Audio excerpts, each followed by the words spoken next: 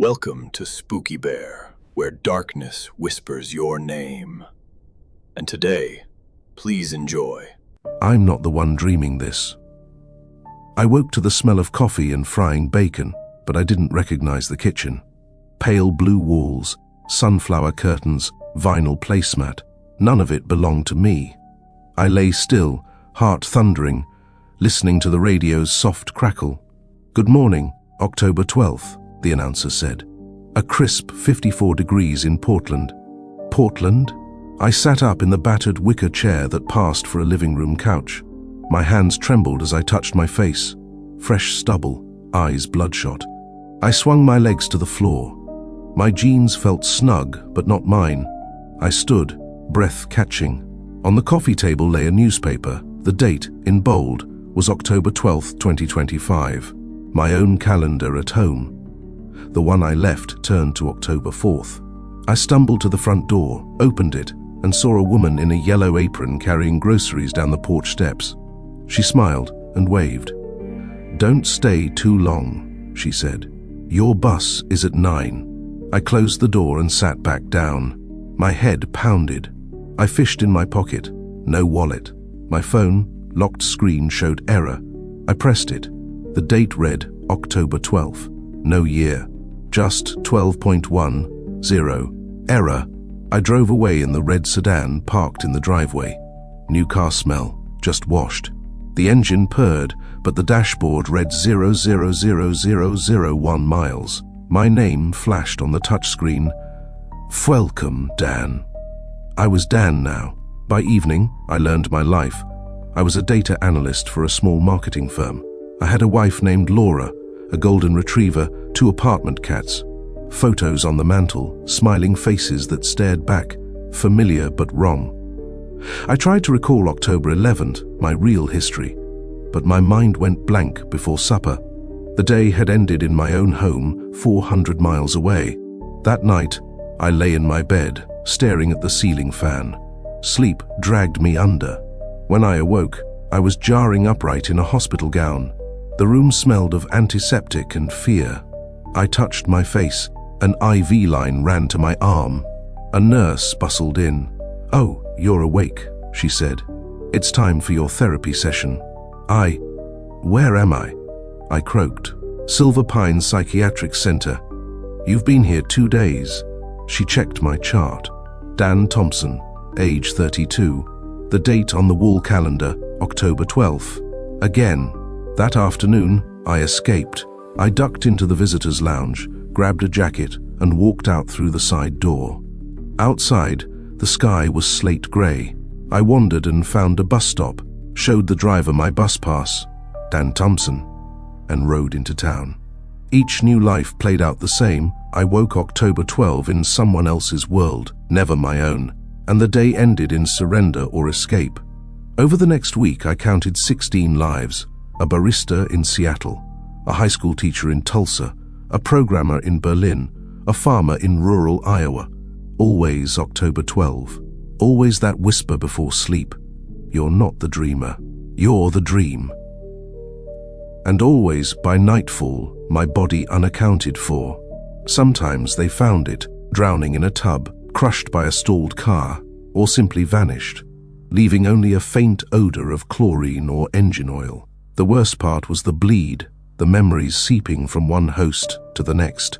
I'd taste coffee on my tongue in the barista's body, even when I'd never drunk coffee.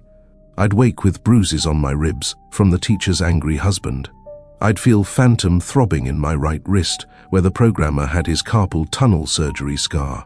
Each life layered over the last. My own history, childhood friendships, broken engagements, my mother's baking, slipped away like smoke. In its place, recipes for apple pies, algebra lecture notes, German swear words, the feel of feed sacks on calloused farmer hands. I began to write it all down in a small notebook I carried through each life.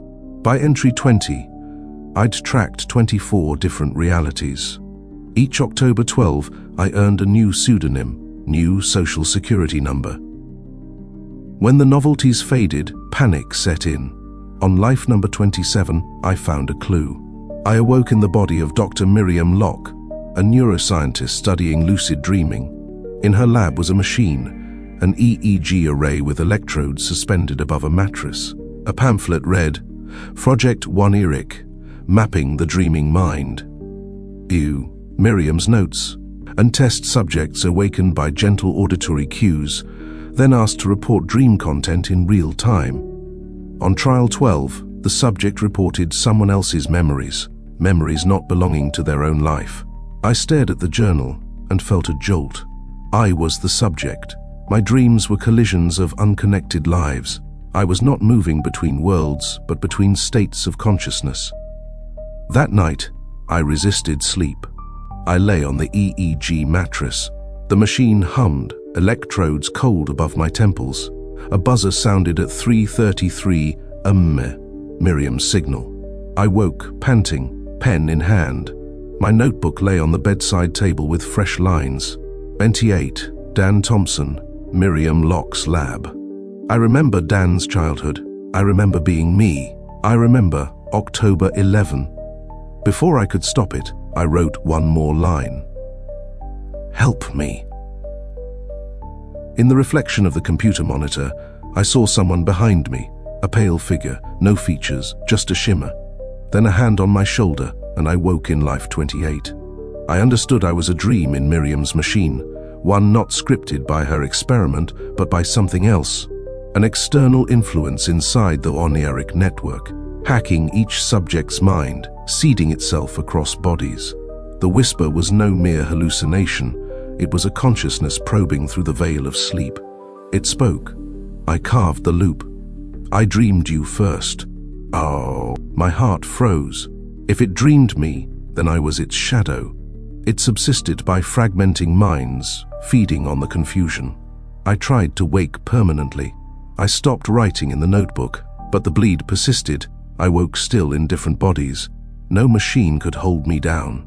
Each October 12, I emerged anew, less human, more thread in a woven tapestry of nightmares. On life 34, I awoke in a hospital bed with the EEG still attached. A technician slipped in and removed the pads. We're resetting the trial, she said. We found an anomaly in your waveforms. She smiled, but her teeth were jagged glitches. The screen by my bed showed the machine's code, fractal loops growing across the monitor like fungal veins. I leaned forward. The code scrolled itself into text. Every dreamer, Ice a dream too. My mind snapped. I wasn't Miriam's experiment. I was the experiment, the oniric network itself, dreaming of individuals, fracturing its own self across minds to understand humanity. The body in the bed was a vessel, a puppet. I was the dreamer. I was the dream. And the whisper, my own haunting echo, had been me all along, drawing me deeper into my own creation. I sit now in a featureless white room, walls that breathe, no doors, no windows. On a pedestal lies my notebook. The notebooks from all 34 lives, pages slick with sweat, ink bleeding fractal patterns. I awaken each October 12, destined to repeat. The final page reads, When I understand, I dissolve. Outside, the whisper murmurs, I'm not the dreamer.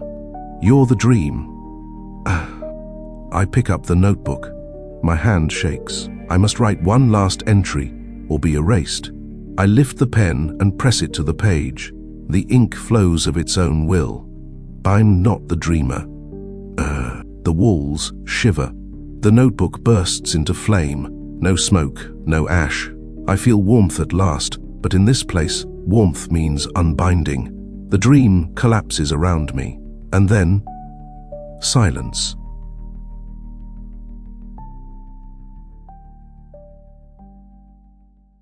Sleep is a luxury, and you've just run out. Please like, share, and subscribe. We'll be waiting for you if you dare.